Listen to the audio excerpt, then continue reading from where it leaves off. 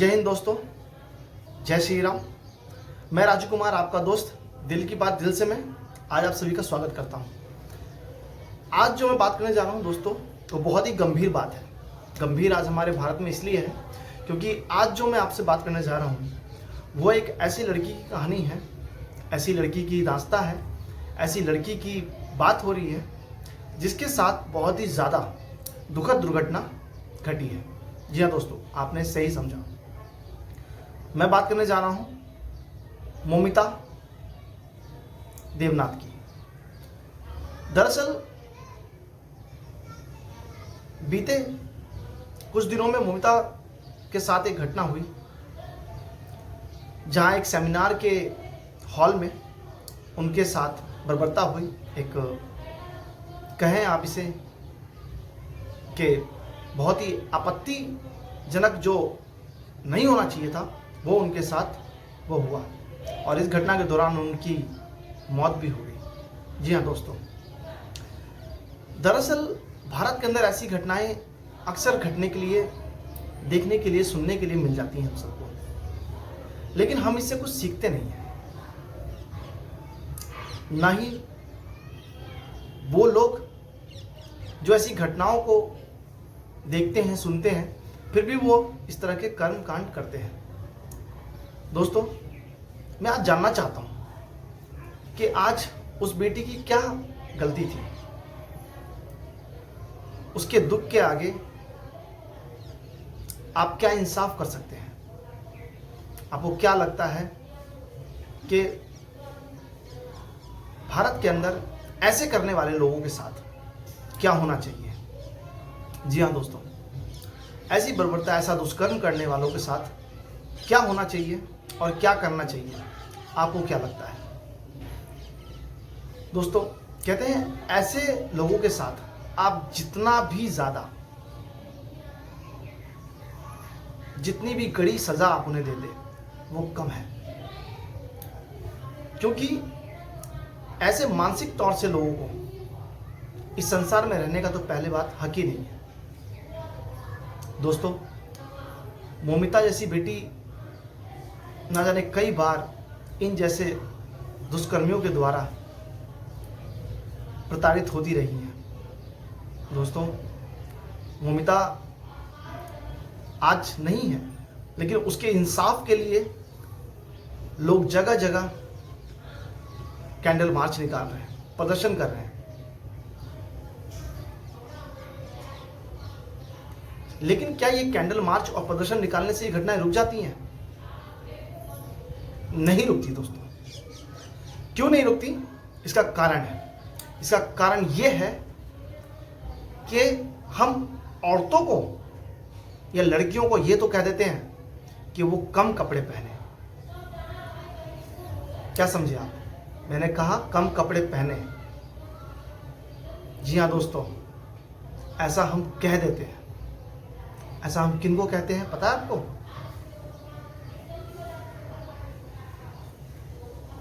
ऐसा आप खुद सोचिए।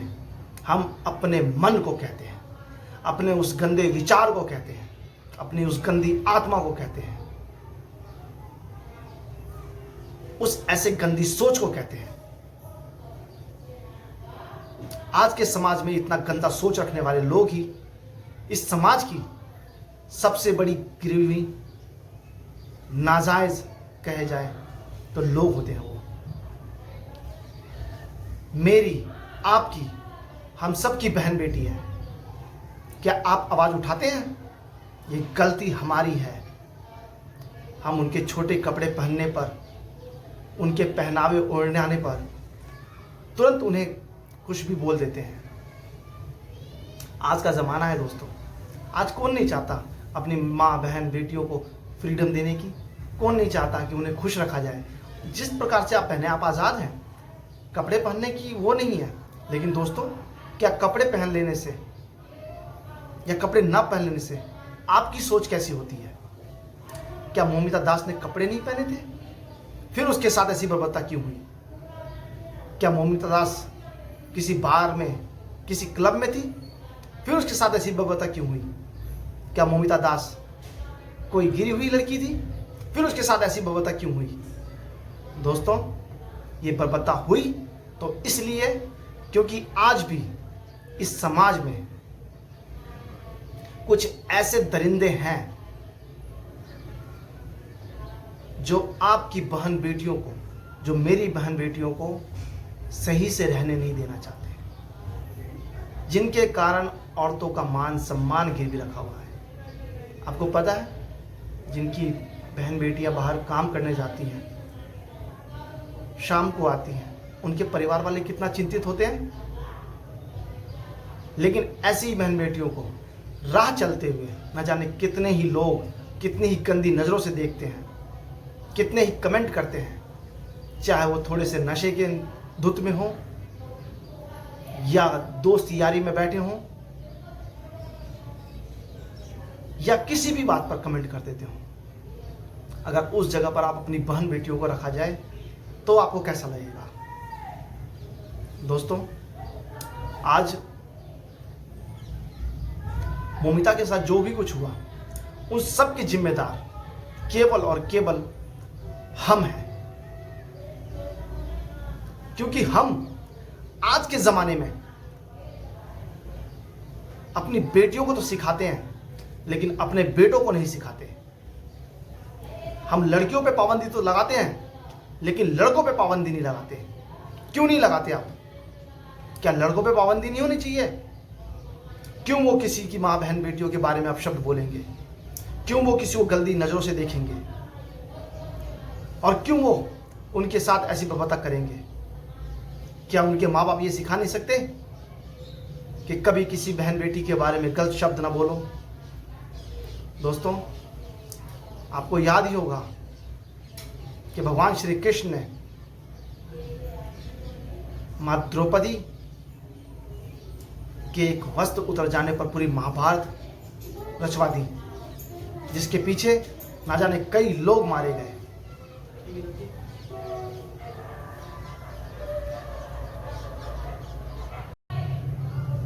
क्या लगता है आपको कि केवल इसमें गलती औरतों की ही होती है, लड़कियों की होती है? इसमें सबसे बड़ी गलती होती है हमारी, कि हम कैसा शिक्षण दे रहे हैं अपने उन बच्चों को। क्या केवल सारी शिक्षाएं लड़कियों के लिए, औरतों के लिए, सम्मान के लिए है? जिसके लिए महाभारत हुई दोस्तों, उसमें दुर्योधन का भी बहुत बड़ा हाथ था, आपको पता है ना? क्योंकि अगर दुर्योधन ने इस तरह की बर्बरता नहीं की होती तो महाभारत नहीं होता। इसी प्रकार आज के ज़माने में, आज के समय में कुछ ऐसे मानव जाति, ऐसे हरामखोर लोग भारत में ही रह करके भारत की प्रतिष्ठा को गिराते हैं। वो भी एक मर्द ही होते हैं जो औरतों के साथ बर्बरता करते हैं, जो 12 बजे के बाद वो बॉडी आए थे। बॉडी के डिकम्पोज होने का बहुत चांस था, क्योंकि पोस्टमार्टम सचराचर 6 बजे करीब जितना पोस्टमार्टम होता है सब लोग आ जाते हैं, लेकिन ये 12 बजे के बाद काटा छेड़ा हुआ है। और हम लोग का लोकल लड़की और डॉक्टर भी था, इसीलिए हम लोग उसको 2 बॉडी के पहले पुलिस भी था। इतना कंजेस्टेड एरिया हो गया था, पुलिस आदमी से ज़्यादा पुलिस था, एमएलए भी था, काउंसलर भी था। तो जब हम रजिस्ट्री किया तो उसका मम्मी भी नहीं था उधर। मम्मी भी अगर बोलते जे हम लोग को लाइन में करो तो हम लोग लाइन में करते, लाइन में कुछ नहीं बोला था। और बॉडी पोस्टमार्टम हम लोग, ऐसे लोगों के साथ क्या करना चाहिए आपको पता है ना? वही करना चाहिए जो दुर्योधन के साथ हुआ, जो दुशासन के साथ हुआ। दोस्तों, आपको पता ही होगा निर्भया कांड। जी हाँ दोस्तों, दिल्ली में हुए निर्भया कांड के बारे में आप सब जानते होंगे। क्या उससे इन लोगों ने सीख नहीं ली? दोस्तों, ये तो एक, जो कहते हैं कि एक उजागर होने वाली बात है। यहां पर उजागर हो गई ये बात।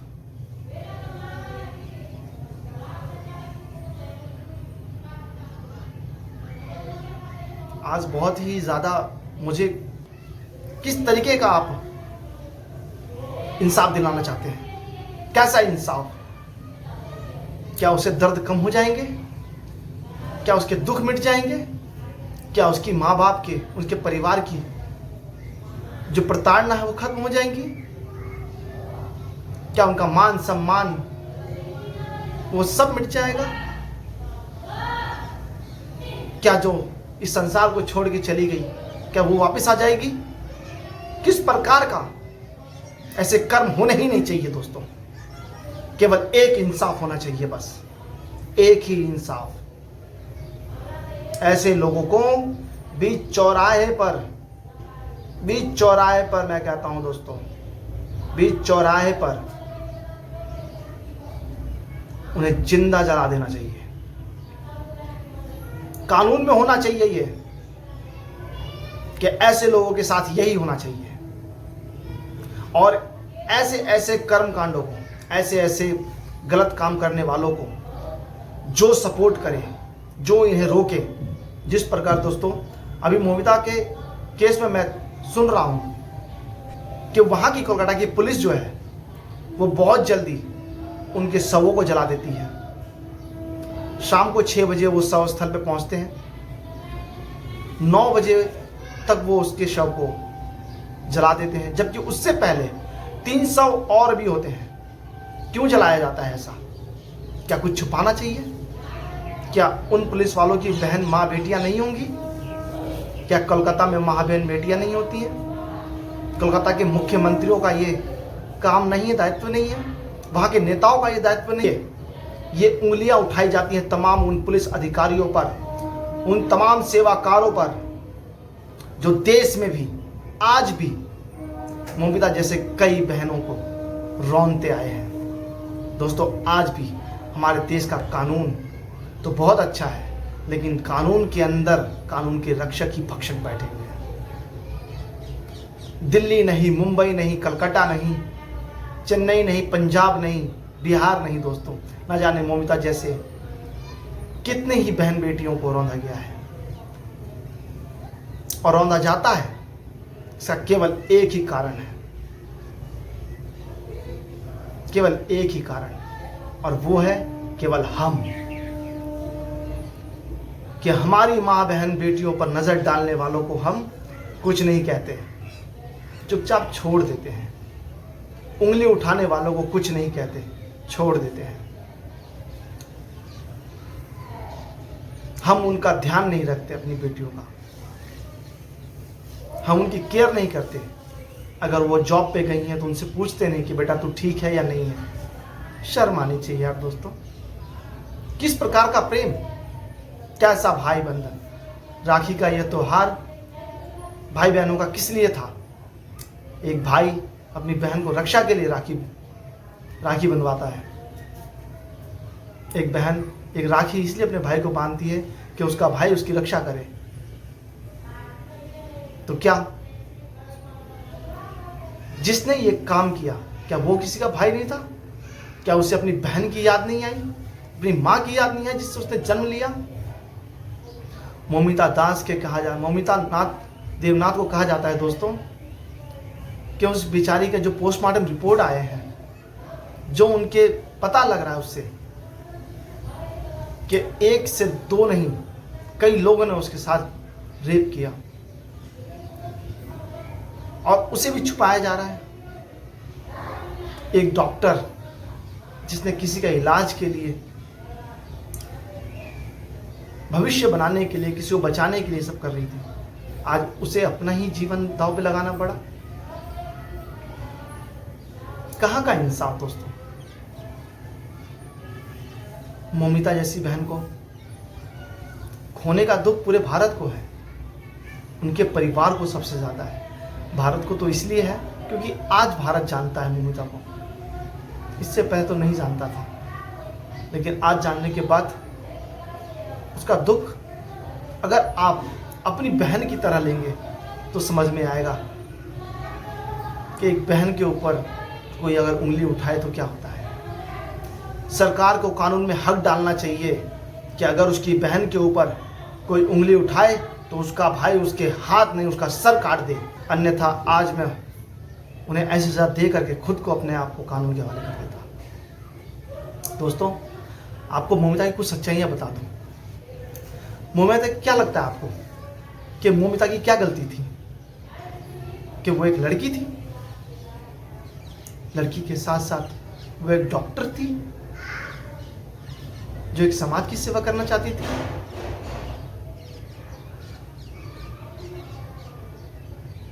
या वो एक भोली भाली थी? क्या उसकी यही गलती थी? एक 30 वर्षीय 31 वर्षीय बच्चियों को आप इस तरह से करते हैं। क्या उसका जीवन नहीं था? क्या उसके सपने नहीं थे? क्या उसका अपना मन नहीं था? क्या नहीं था? क्यों किया ऐसा? क्योंकि वो आपकी बातें नहीं मान रही थी, इसलिए। अगर उसने हाँ कर दिया होता तो कुछ नहीं होता।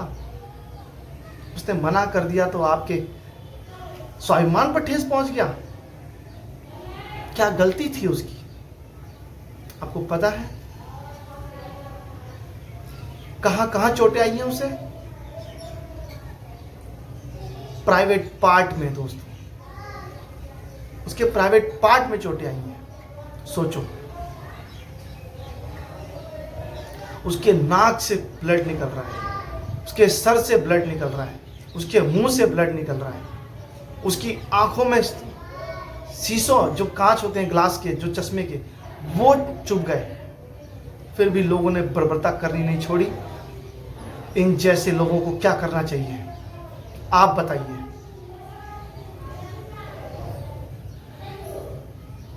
कहां सो रहा था कानून? क्या सीबीआई हैंडल कर पाएगी ये केस? क्या पुलिस वालों के बस की बात नहीं है एक छोटा सा केस हैंडल करना? किसी को सजा दिलाना पुलिस वालों की बस की बात नहीं है? तो छोड़ दे, ये कानून की वर्दी निकाल दे। कोई जरूरत नहीं देश को पुलिस वालों की। देश में केवल सीबीआई ऑफिसर ही होने चाहिए। फिर क्या जरूरत है पुलिस वालों की?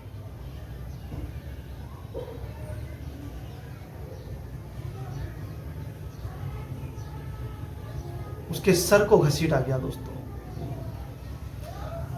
मुझे आज ये न्यूज़ देखते देखते ऐसा फील हुआ कि मैं आपको बता नहीं सकता। कैसे कैसे लोग, कैसी कैसी मानसिकता वाले लोग हैं। कहा जाता है उस बेटी के साथ एक दो नहीं और भी कई लोग शामिल थे उस रेप में।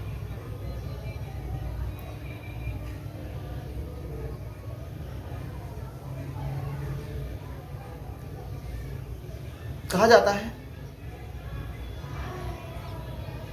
कि उसकी हड्डियां तो नहीं टूटी, लेकिन उसका मन, उसकी आत्मा, उसकी हिम्मत न जाने कितनी बार टूटी होंगी। सोचिए उस घटना को, जब उस पर वो बीत रही होगी तो उसने अपने परिवार के किन किन लोगों को याद किया होगा। उसने भारत के सरकार के साथ क्या क्या सोचा होगा कि कोई तो उसकी मदद करेगा। कोई नहीं था दोस्तों वहां पर, कोई भी नहीं। सब केवल हैवानियत के लोग थे। ऐसे लोगों के साथ क्या करना चाहिए, मैं आपसे पूछता हूं।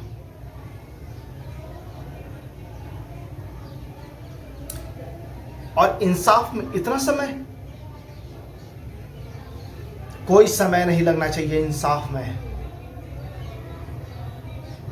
कोई भी समय नहीं।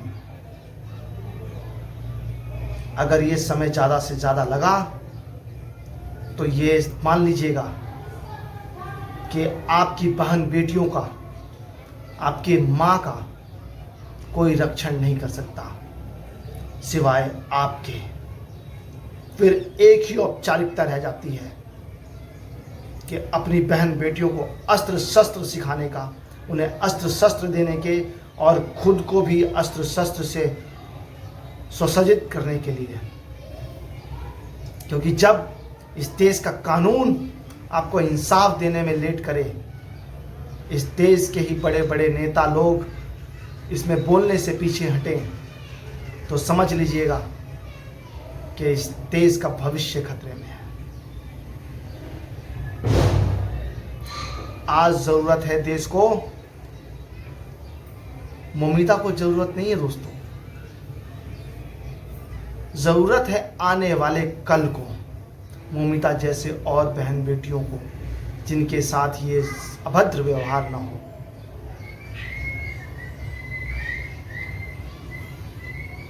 मैं आज सुधीर चौधरी जी की कुछ बातें नोट कर रहा था और उसको देखते देखते मैं ऐसा भावुक हुआ कि लगा कि ये समाज केवल दिखावे के लिए ही बहन बेटियों के ऊपर बातें करता है, असल में उनकी रक्षा के लिए, उनकी सुरक्षा के लिए कुछ नहीं करता। कानून तो नए नए बनते हैं बहुत सारे, मगर कानून बनने से पहले उनकी तोड़ने का या कानून को केवल कानून के पन्नों में ही रहने का अगर कोई काम करता है तो वो इस देश का कानून ही करता है, इस देश के कानूनी प्रशासन ही करते हैं। आज इस घटना ने उन तमाम लोगों पर उंगलियां उठा दी हैं जो इस घटना के होने पर इसके जिम्मेदार हैं।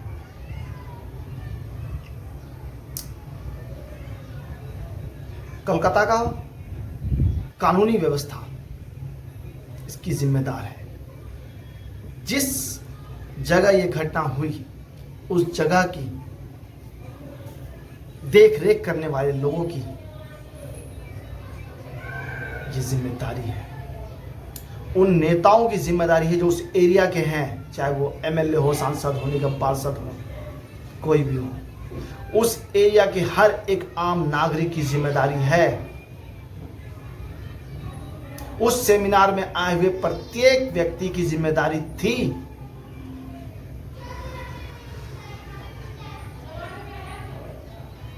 मैं पूछता हूं आप सबसे कि ऐसा क्यों हुआ? तब कहां थी सभ्यता? तब कहां थी ये आक्रोश? तब कहां था ये प्रेम? और कहां रहता है जब आपकी गलियों में, आपके शहर में, आपके गांव में, आपके ही सामने, आपके स्कूल में, कॉलेज में, बस में, ट्रेन में आपकी बहन बेटियों को, दूसरों की बहन बेटियों को गंदी नज़रों से आपके ही सामने लोग देखते रहते हैं, छेड़ते रहते हैं, कमेंट करते रहते हैं और आप कुत्ते की तरह केवल सूंघते रहते हैं। तब आप रहते हैं कुत्ते की तरह और जब कुछ हो जाता है तब आप शेर बन के निकलते हैं। तब कहाँ था ये समाज?